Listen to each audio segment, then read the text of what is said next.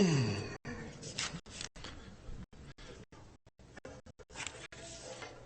I was in university, I got my first internship working at a church.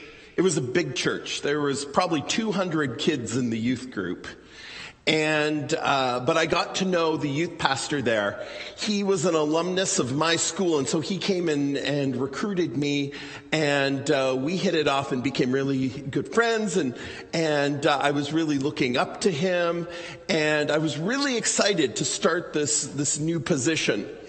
So the first day at this new position, we're going on a retreat, and I'm waiting for the bus with all of these kids standing around.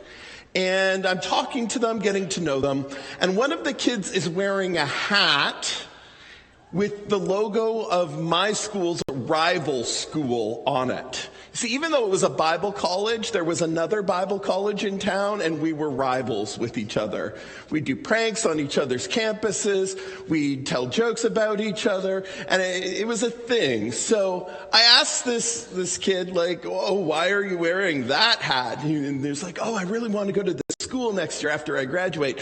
So I decided to launch into my witty repartee of why my school is better than their school.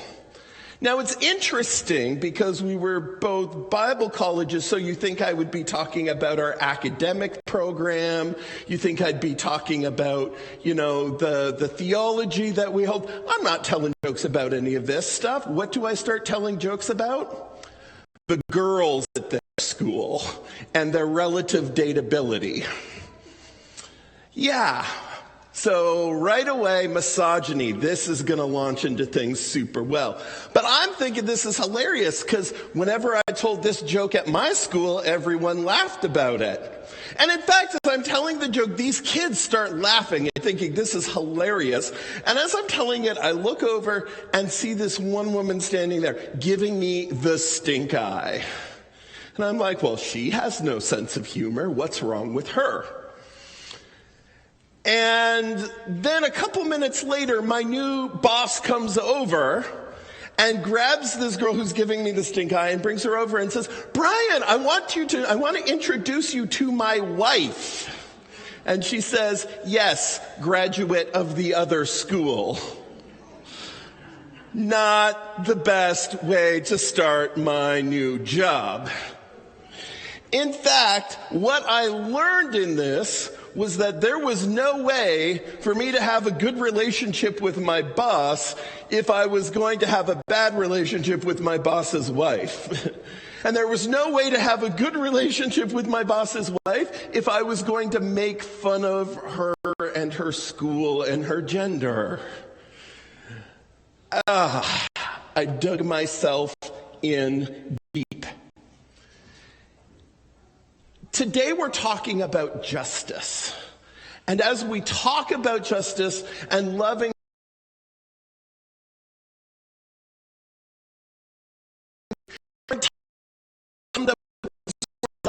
God and love others, then we also have to love justice. Because if we don't love justice, we're not really loving God. God says, wait, no, you can't hurt those people and then talk about how much you love me. I care about those people too. Have you ever tried to care about someone while being mean to their children? And then been on the receiving end of the mama bear effect? where it's like, whoa, suddenly this anger comes out. In the Bible, God started to speak up about this. People who thought, all I have to do is love God. I don't need to love other people, or I'll love them in a theoretical way, but as you know, I can still do things that are hurting other people. And God's like, that's not going to fly with me. Amos 5 is a wonderful passage that talks about this. And God says this, people hate this kind of talk. Raw truth is never popular. But here it is, bluntly spoken, because you run roughshod over the poor and take the bread out of their mouth, you're never going to move into the luxury homes you've built, and you're never going to drink the wine from your expensive vineyards you've planted. I know precisely the extent extent of your violations and the enormity of your sins. Appalling. You bully right living people, taking bribes right and left and kicking the poor when they're down. Justice is a lost cause. Evil is epidemic. Decent people throw up their hands. Protest and rebuke are useless. A waste of breath. And he goes on to say this: I can't stand your religious meetings. Why would God say this? Because the very same people that were oppressing people here would turn around, take some of the money that they got from oppressing other people, give offerings to God, go to church and say, we're all good. I'm fine. And I was like, no, we're not fine. This is not okay. In fact, he said, I can't stand your religious meetings, and I'm fed up with your conferences and your conventions. I want nothing to do with your religion projects, your pretentious slogans and goals. I'm sick of your fundraising schemes, your making public relations and image making. I've had all I could take of your noisy ego music. When was the last time you sang to me? Do you want justice? Oceans of it. Fairness. Rivers of it. That's what I want. That's all that I want. Harsh words, but God says, while you're hurting these people that I love, you can't come and say how much you love me, because I love these people, and there's no way to me outside of them. We can't love others while we're harming them, because others can't receive our love while we are harming them. I noticed this when I was a kid. My brothers and I would wrestle around, and eventually we start punching each other and hitting each other. And sometimes I was on the receiving end of that. And sometimes I would be bullied, and then those same bullies would turn around and be like, you're my friend. Oh, you have candy? Will you share your candy with me? And I'm like, no, you were punching me 2 minutes ago. I don't want to be your friend right now. But sometimes that's how we work as a society, and that's how we connect with God. Matthew 5:23-25 says this: this is how I want you to conduct yourself in these matters. If you enter your place of worship and about to make an offering, you suddenly remember a grudge a friend has against you, abandon your offering, leave immediately, go to the friend and make things right. And then and only then come back and work things out with God. God says, if you want to know me, if you want to connect with me, then living in right relationships with the people around you, treating them in fair and just ways, is part of how you do that. And is actually, if you're not doing that, then the trappings of what else we do on a Sunday morning, we got to go deal with those things, or they ring hollow. But it's hard. It is really hard to be confronted with injustice and the parts that we may play in them. I know I get uncomfortable when people come to me and say things you're doing are hurting me. And I immediately come on to the well, no, I'm not doing anything wrong. Why are you saying something about me? And I know for myself, when someone confronts me with something uncomfortable, these are the answers I tend to go through. So my first reaction is always denial. I'm not oppressing anyone. What are you talking about? I haven't done anything wrong. Remember being a kid sitting in the back seat of the car punching my brother, and then my brother would be like, Mom, he's punching me. And I'm like, I didn't do anything. I'm just sitting here minding my own business. Sometimes we do this. Denial. How dare you say that about me? Don't you realize you're hurting my reputation? Well, no, your oppressive actions are hurting your reputation. Not me pointing them out is hurting your reputation. Even if I am, what about this person who's oppressing me? Because all of us are, in some places, we are treated unfairly, and all of us in some ways are treating other people unfairly. So when someone points out something that hurts, we always go, but what about them?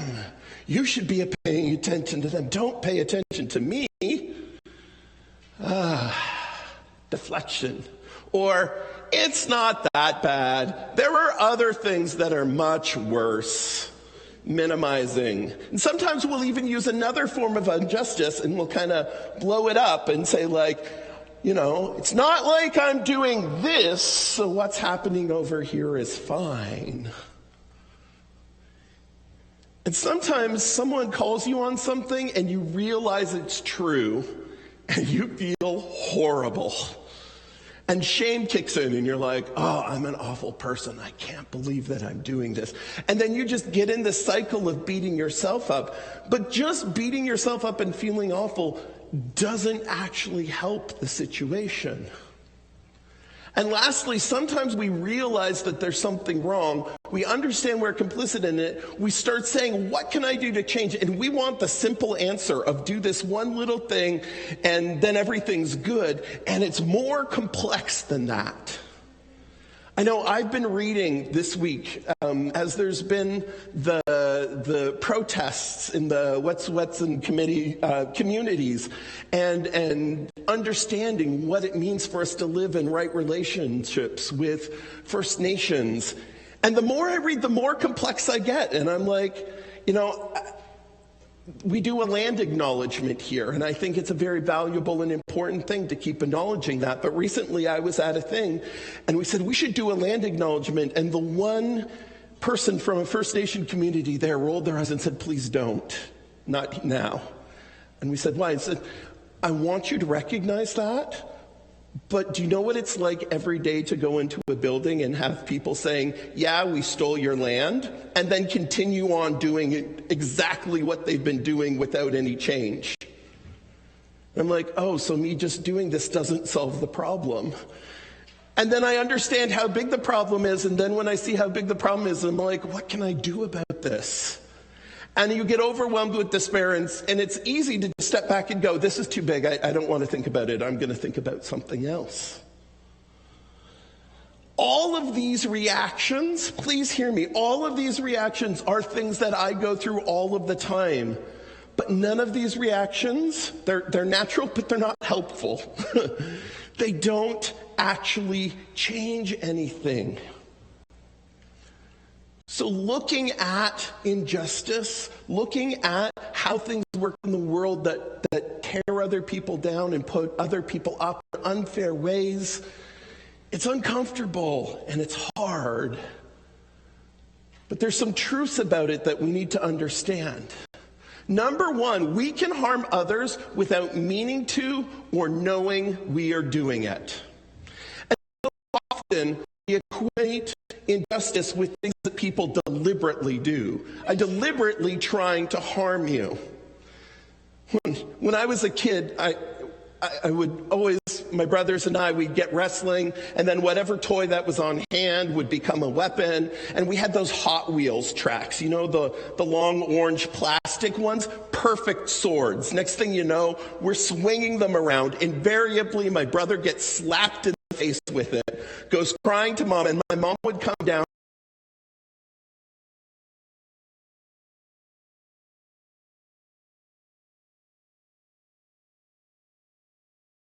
I think I did it. Let's be honest. But there were other times where we harm people without realizing we're doing it or meaning to. When I was a kid growing up in church, I was rambunctious. I was one of those kids who ran full tilt around the building. It was like, people were like, slow down, you're going to knock over somebody, you're not being safe. And I just enthusiastic. And I had a community of people who really loved me and I loved them. And there were many people in the church who I would go and give big hugs to. And some of them I would run and jump and give them big hugs. And my favorite game is waiting till they're not looking at me and running and jumping and giving them an unexpected hug. And when you're 2, that's okay. When you're 8 and doing that, I almost killed some people because one time they were standing at the bottom of the stairs and I ran halfway down the stairs and jumped on their back. At 44, I now know what that feels like. I wasn't trying to hurt them, but the thoughtless use of my power in that situation inflicted harm. And sometimes it means we need to pay attention and listen to how the way we're acting is harming other people. See, oppression happens as much or more through systems than through individuals. It's not always, oh, I'm doing this thing. It's collective accrual of people doing things that have deep impact on people. And so there's an awful lot of isms that we talk about. Racism, sexism, we'll get more into the isms later on. But understand, sometimes it's systems. And when we're confronted with systems, it's easier to people than deal with what we do. Much more comfortable talking about how misogyny might be a country on the other side of the planet and how they treat women than how what I do adds into it. That gets a little too close to home. To say about taking the log out of first. We can harm others even when our intentions are good.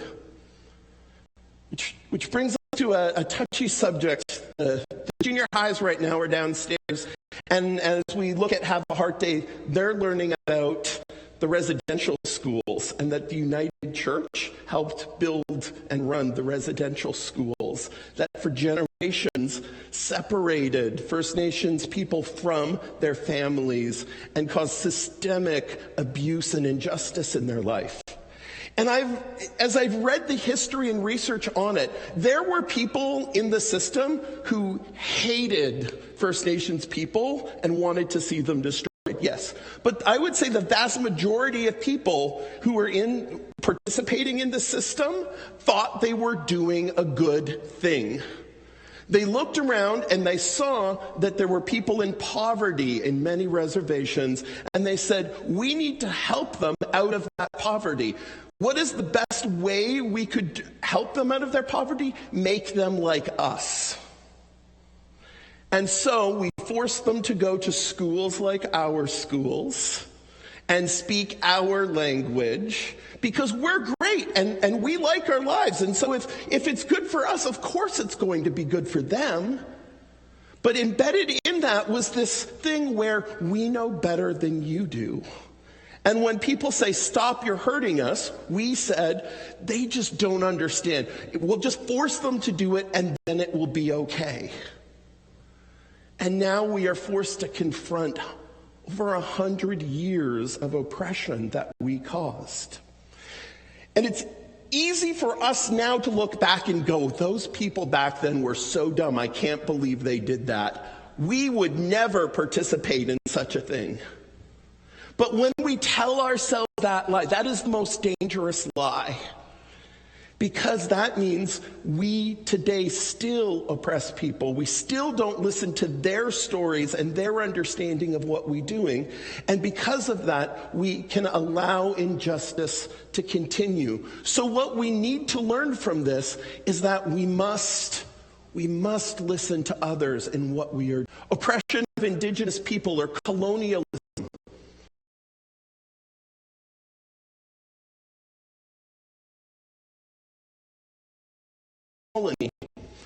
The Pope made a pronouncement that said that all the land that belongs to savage non-Christian peoples should be taken from them and put to God's kingdom and glory. And that they should be made to follow their religion and actually use the words put into perpetual slavery. And there was a religious justification that said the land that belongs to these people, it's okay for us to take it from them because as Christians, we know better than they do. And that has played out all along the way in the history of Canada. The exclusion of people with disabilities or ableism, where we say if you have a healthy body or if your body works the way most people, because there's lots of people with so-called disabilities that are perfectly healthy. And yet we talk about them in really demeaning ways or do things that disclude them from our group. This is something I'm coming to grips with. Not that long ago, I stood up on the stage and I was preaching and I was telling a humorous story about fighting with my roommate. And I said, "Are you brain damaged?" And someone in the audience who is brain damaged wrote me afterwards and said, "Hey, do you know how that felt?" And I went, "I didn't even realize." My other favorite word when I don't like something, lame. That's an ableist word as well. And I can say, I didn't mean any harm, but it hurt somebody. And I had to stop and change it, which is why I made sure to put it in my message this week, because I am doing this too. When we say it's really important that people have access, they'll get around somehow, we reinforce these systems. Gender and inequality, when we treat men like they're more important than women. When we treat straight people like they're more important than LGBT people.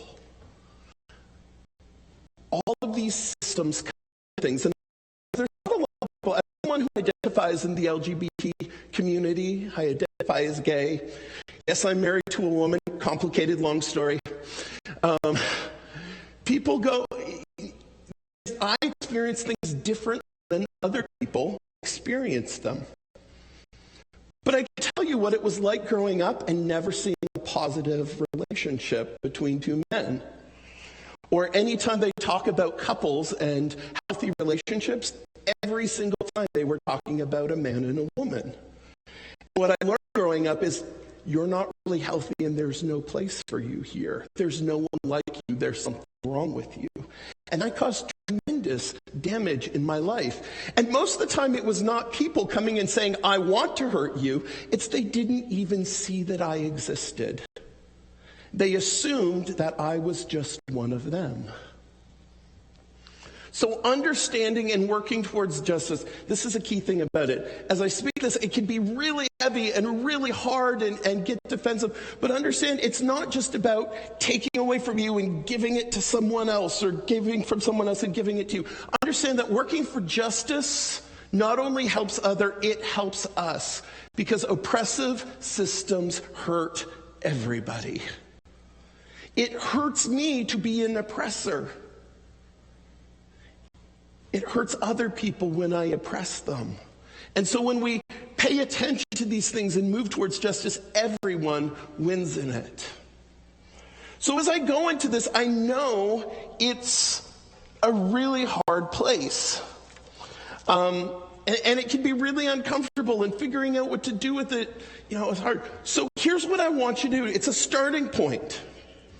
Understand that when we don't listen to other people, we can be unaware of how we are affecting them. So my challenge to us as a congregation starts with this: listen. Take time to deliberately listen to the voices of people who are different from you and hear how they experience the world differently than you do. We have, if you go on the website, you will find a list of resources. There are books, there are podcasts, there are articles, there are websites. You can go pick one of the systems that we're talking about and start reading about it. Start thinking about it, start listening about it. Start hearing other voices than your own. If you're not a website person, we have hard copies of it at the back table. You can get them there. At the guest services, we have it. It's also on our Facebook group if you want to go and look at that.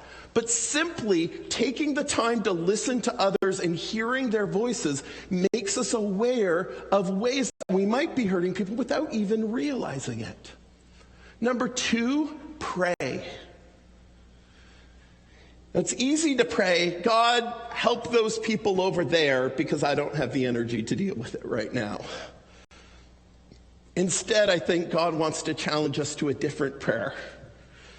Perhaps we should pray, "God, which of these things am I really uncomfortable with that I need to start paying attention to right now?" Number 3, be comfortable with discomfort. This one's hard. This has been the hardest sermon I have prepared in my 5 years here, hands down.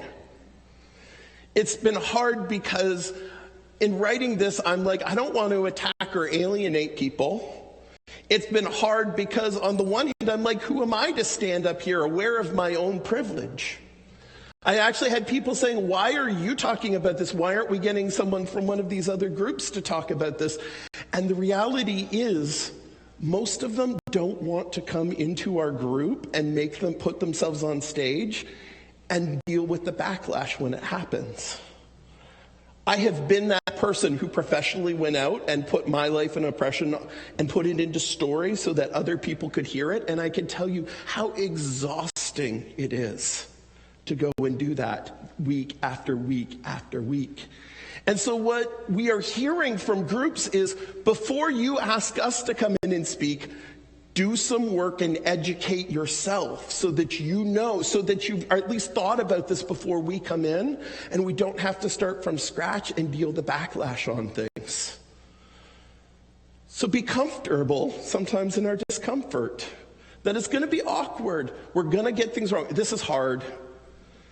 I want to get things right all the time. When I have a friend that tells me that I'm doing something wrong, I then become so uptight about doing the right thing, and that when I make a mistake, I apologize all over the place, and and they're like, would you please just chill? This isn't about you, it's about me. Oh yeah. And so I'm having to sit and be comfortable with my discomfort. I'm writing up a list of resources, and I'm like, how many of these have I actually read? Crap. Now I have a list. This is all of us together. Finally, this is a practical one we can do. At the back we have tables, you'll see them there, where you can sign a petition. So one clear thing that we have heard from our First Nations brothers and sisters is that not having access to the same resources in their healthcare and schooling hurts them. Practical thing we can do is use our voice to say, this is not okay, and we are not okay with it continuing, even though it doesn't affect us. It's a shame that in many ways the government cares about our voices more than they care about their voices. But when we use our voices together, we can affect change.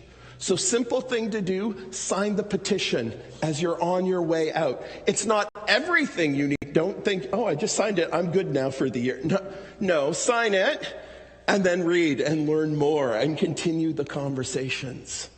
But what I know is that when we together say we're going to listen, we're going to learn, when we begin to make small changes in our lives and advocate sometimes for the big systemic changes, this is how movements start, and this is how change happens. And so we do it together, not pointing fingers. It's not a competition of wokeness to see who's got it more than the other person. It's all of us together saying loving God means loving other people. And I got to figure out more about the people I'm called to love. And in that, God works. Let's pray. Loving God, you love all people, not just the people who are like us. Help us to love as broadly, as deeply, and as fairly as you do. Help reveal in our own lives where we are participating in systems that hurt others, to have the courage to be uncomfortable and work towards change. I pray this in your name. Amen. As we go into our final song, if perhaps God's poking you at something as you're listening to this, we have prayer corners here, and they'd love to pray for you. If this has brought up places in your life where you've been hurt and you need help dealing with that pain, they would love to pray for you.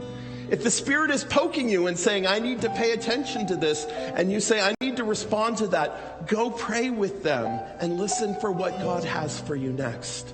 They are there. We want to use that. As we go from here today, may God continue to work in all of our lives.